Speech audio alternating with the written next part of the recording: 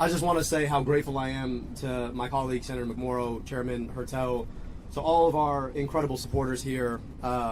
What a race. You know, in the words of Muhammad Ali, we shook up the world.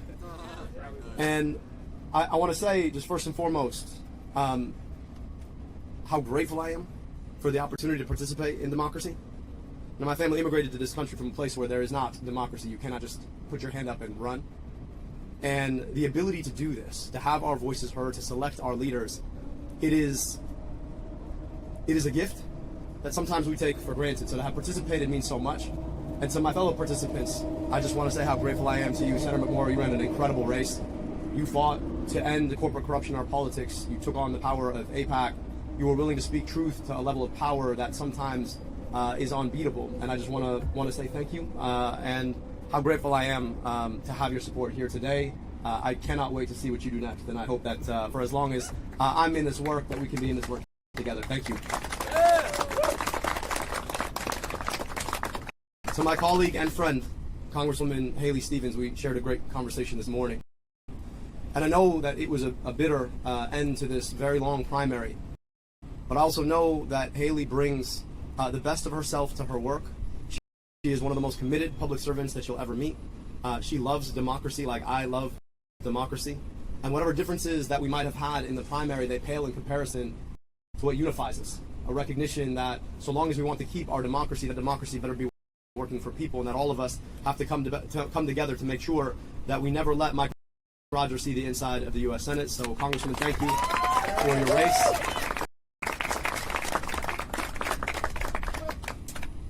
And I have to say a few more thank yous before we talk about where we're going next. First, I got to thank my wife, Sarah. I really, when we decided to jump into this race, I knew that it was going to be tough for me, but I also knew that it was going to be particularly tough on our family. And the fact that she held it down alongside her medical practice, alongside making sure that our daughters didn't experience this without thinking life was just normal, that takes just an extraordinary amount of effort and sacrifice. So I just want to say how grateful I am to you, love, and I'm so honored and thankful that we get to continue this 20 years on. It's been a hell of a ride. I owe her a 20th anniversary on our 21st anniversary, because we definitely didn't get one of those this year. To my daughters, I know that they're not watching, but you know, I wish this meant I get a little bit more time with you, but give me 3 more months.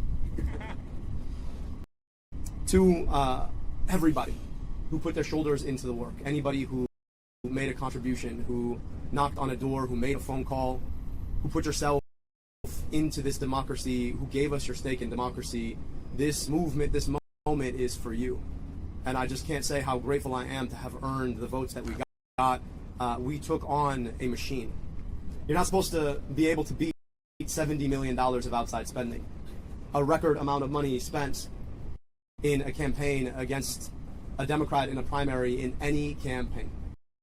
You're not supposed to be able to beat that. And what we showed is that the power of our many is greater than the power of their money. What we showed is that if you're willing to build a movement brick by brick, if you're willing to go and travel your state and have the conversations in rooms big and small, starting in moments when people aren't even paying attention to an election but are paying attention to the price of gas and the price of groceries and the price of housing and the price of healthcare, that you can build a conversation that builds into a movement that defeats Goliath.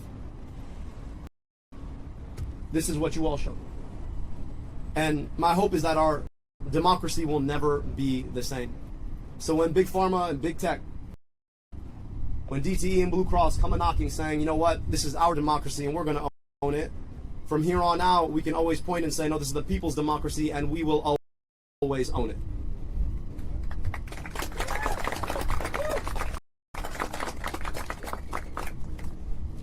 This would not have been possible without the incredible efforts of so many allies and allied organizations. I gotta give a special thank you to my first endorsers. Bernie Sanders, the OG, who came in on day one, put his entire shoulder in the work. I just hope that I can help to carry some of that load in the fight for working people and Medicare for all that he's been carrying for all of this time. To the UAW, the unbeatable, indomitable UAW. As a son of immigrants, son of a father who came to this country to build cars, I gotta say that this is still the best place in the world to make an automobile, and that is because of the Fighting UAW. But it's also the best place in the world to build a family because of the Fighting UAW. And our work is about making sure that the folks who want to sell our democracy off to corporations and special interests don't get to take that away, and I stand in lockstep with our UAW sisters and brothers. To the AFT, the National Nurses United, the AFGE, the AAUP, thank you so much for your work. To all of the advocacy organizations who made this possible on the ground. Folks like the PCCC and Move On, folks like the Working Families Party, all of the constituency organizations who knocked on doors and made phone calls, thank you so much for putting your shoulder into the work. I also have to thank all of our endorsers, 300 strong, who came in, spent their time with us, came from just down the street or came from across the country to talk about what it looks like to build a movement of the people, by the people, and for the people. I want to say how grateful I am to you. We built this campaign brick by brick. Back in April, I remember talking to a room of 5 people in a discussion that most people will never clock, but it was an opportunity for us to share an honest conversation about pain and about purpose. And I've been able to have 500 more of those discussions over the past 15 months. I trained to be a doctor, and the single most important moment that makes a clinical encounter is that moment that somebody shares their pain with you, believing that you can do something about it. I don't practice medicine, as has been well documented by all of you. But I hope that I get to practice that part of things. And I've been able to practice it, but it requires people being willing to share their pain with you so that you can do something about it. That is a moment, a piece of vulnerability people give you because they believe that you can actually fix it. It's an investment, sure, in a campaign, but it more is an investment in democracy. And as we traveled our state, we were in living rooms in Lansing, VFW halls in Escanaba, basements in Grand Rapids, churches in Detroit. I got to meet so many of you, Michigan, so many. And you shared both what caused pain, but also what brought purpose. And we forged a movement out of that to get money out of politics, put money back in pockets, and pass Medicare for all to guarantee health care in this country.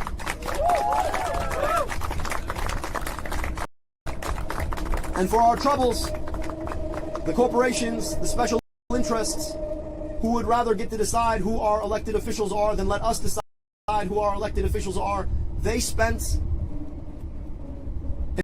an unprecedented amount of money to beat us. Attack ad after attack ad after attack ad after attack ad. Wall-to-wall ads. But it turns out that the commercials are the part of the television show most people don't want to watch. It turns out that you can spend as much money as you want on lies, but it doesn't make them true. It turns out that when you're able to reach out and dignify somebody's pain, people remember that a lot more than a 30-second ad played on a loop on television. And it turns out that when the people want something in this democracy of ours, the people can get that thing if we're willing to do the work of that. And that's exactly what Michiganders up and down the state showed. 12,000 volunteers knocking nearly 10,000 doors a day to defeat an unprecedented amount of outside money, $70 million. But right now, as bitter and as divisive and as cynical as the campaign against us might have been, I want us to realize that there is so much more that unites us now. Because the campaign that Mike Rogers and Donald Trump and their GOP MAGA allies are launching is already more bitter. All you got to do is look at the ads you're already watching on TV, started today. You know, they think that you want to use my whole name against me. Mike, listen, man, if you can't say the name, it's Abdurrahman, keep the name out your damn mouth. I'll be happy to give you lessons.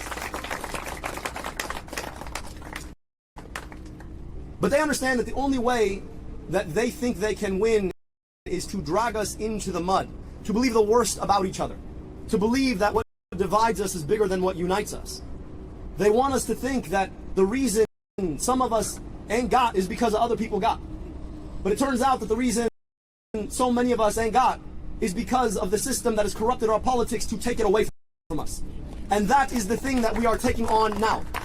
That movement to get money out of politics, put money in your pocket, pass Medicare for all, it is a big movement. So if you supported me or you did not support me, if you voted for Vice President Harris in 2024 or you voted for Donald Trump, if you believe like me that you ought to be able to afford your groceries, if you believe like me that you ought to be able to afford your home, if you believe like me that your tax dollars ought to be invested in you rather than sent somewhere else, if you believe like me that a government of the people, by the people, and for the people is our birthright in this country, if you believe like me that we have a responsibility to stand up and walk with our union so that everybody has collective bargaining rights in this country, if you believe like me that you ought to have the guarantee of good health care in this country without some corporation trying to tell you what you cannot have and should not fight for, I hope that you'll join this movement now.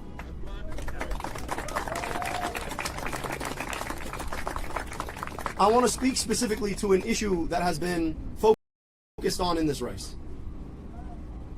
To my Jewish American sisters and brothers, one of the most indelible memories of this campaign will have been the opportunity to break bread with you at Seder, to worship with you at Shul, to be embraced by you. And listening to sisters and brothers who said, I want to join this movement because AIPAC doesn't speak for me. Because I understand that self-determination for one people does not require the quenching of self-determination for another people. That unless all of us are free, none of us are free. I want to tell you the great gift that you've given me. And to all of my sisters and brothers of the Jewish faith, or any faith at all, or no faith at all, I want you to know that my commitment to your safety, my commitment to Jewish safety, is the same commitment that I have to the safety of my own daughters. Because if there is one question of a political philosophy that ought to animate us all, is what would we build, what would we do if we treated all of our kids like they were all of our kids? How would we spend our money? Where would we put our investment? How would we embrace one another? What kind of schools would we build? What kind of health care would we offer? What kind of jobs would we protect?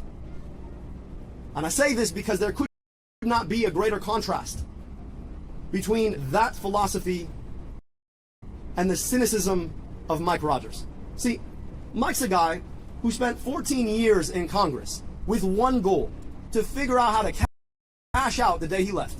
And guess what he did? As soon as he left Congress, after having taken corporate check after corporate check after corporate check to empower the corporations to pick your pockets, he went and he cashed out.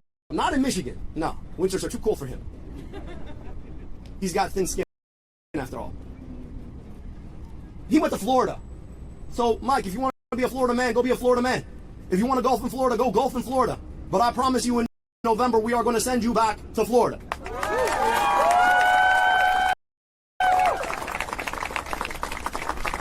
Mike Rogers is a guy who wants to put a data center in your backyard so he can make himself feel a little bit more manly by making an AI video.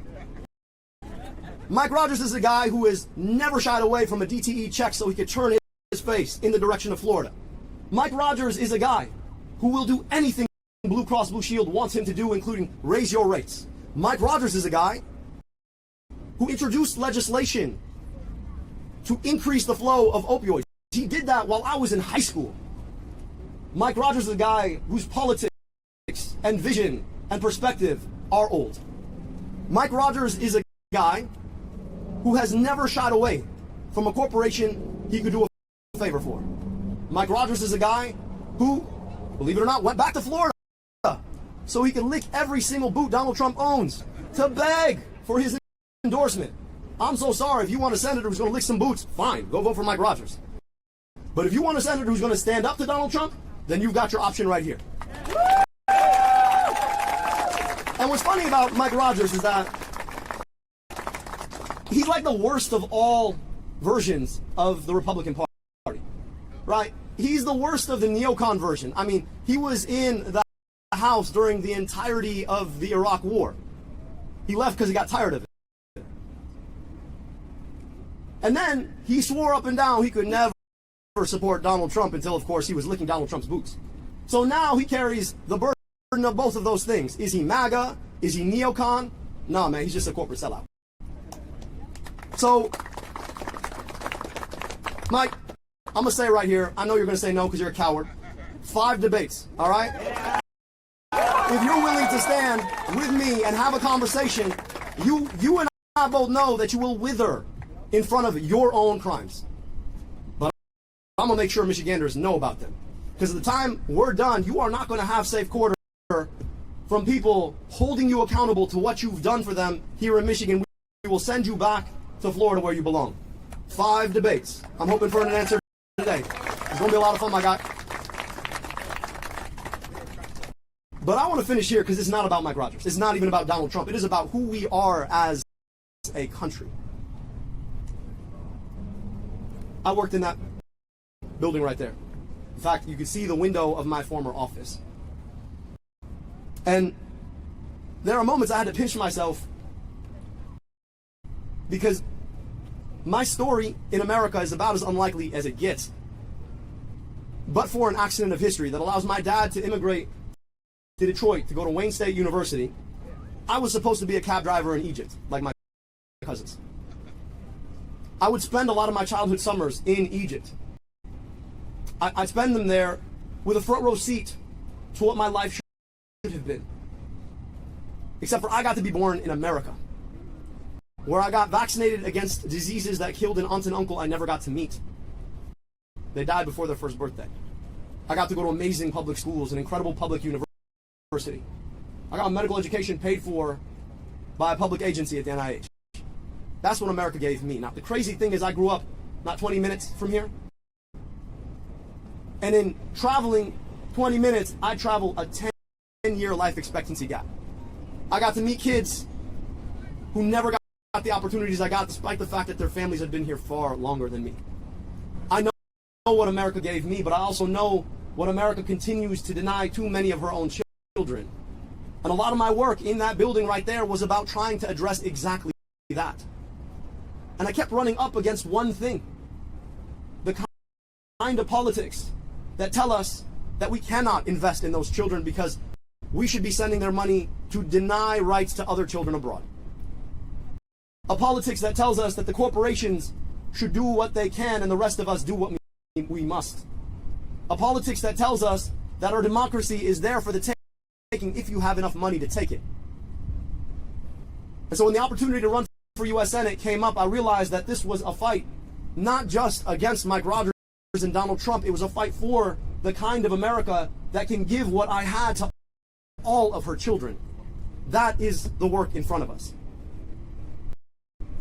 This country of ours, this America of ours, is more than a flag. It's more than a set of colors. If you're a patriot, then you better fight for an America that is America for all of her kids. That's what this is about. Building a movement to take our democracy back, to serve the people who absolutely deserve the best of what America has to offer them. That's the commitment all of us are making. So whether you voted for me or voted for my opponent or didn't vote at all, we're inviting you to that movement to get money out of politics so we can put money back in pockets and finally guarantee the promise of health care through Medicare for all. And I am so honored for all of the folks who've already invested, to all the folks who haven't. I cannot wait to meet you, and let's go win in November. Hands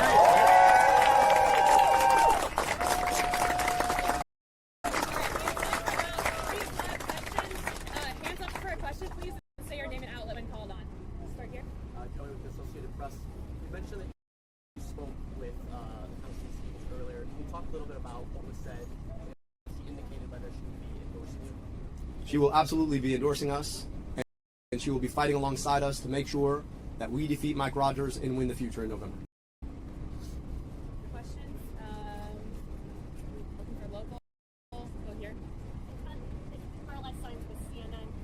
This was a very tight race. And that's what sir with you, the votes are expected about 15,000 votes right now between you and the CBC. The fact that this was such a tight race make it more difficult for the Democratic Party to unite and also reach out to the swing voters who might be looking to see, well, Democrats Well, I'd love to get others' perspective on this, but let me give you mine.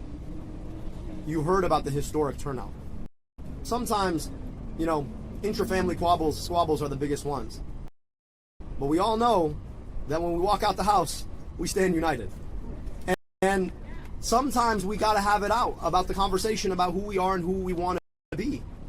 And I think I'll tell you that the things that unite us are so much bigger than the things that divide us.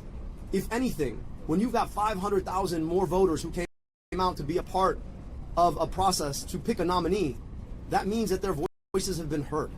And we're going to build a movement that reaches out to everybody. I know not everybody's going to agree with me on everything.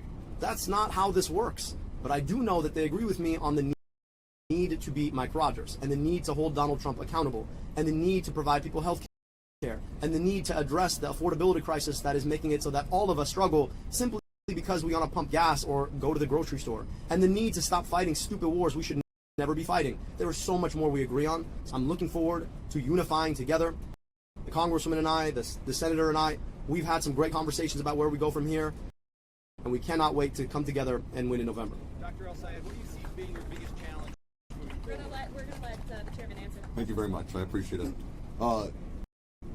As our future senator said, one